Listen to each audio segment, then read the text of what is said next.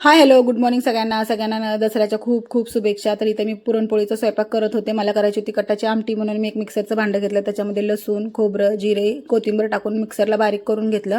त्याच्यानंतर गॅसवरती एक टोप ठेवलेला आहे. त्याच्यानंतर 2 पळी तेल टाकलं, जिरं मोहरी आणि कढीपत्त्याची मस्त अशी कडकडीत फोडणी दिली. त्याच्यानंतर आपला मसाला टाकला, जो घरगुती मसाला असतो तो, हळद, कश्मीरी मिरची पावडर आणि जो वाटलेला मसाला होता तो टाकला. मस्तपैकी तेल सुटेपर्यंत त्याच्यावरती झाकण देऊन मस्तपैकी असं तेल सुटेपर्यंत त्याला भाजून घेतलं.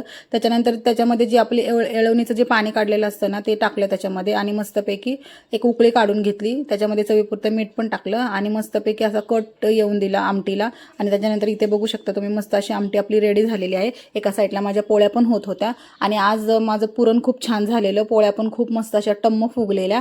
आणि त्याच्यानंतर माझा सगळा स्वयंपाक झाला. त्याच्यानंतर मग मी इथे ताट करायला घेतलं. पुरणपोळी, दूध, आमटी, भात इंद्रायणीचा, त्याच्यानंतर भजी, पापड, असा सगळा माझा पूर्ण पुरणपोळीचा स्वयंपाक झाला. आवडला का तुम्हाला? धन्यवाद.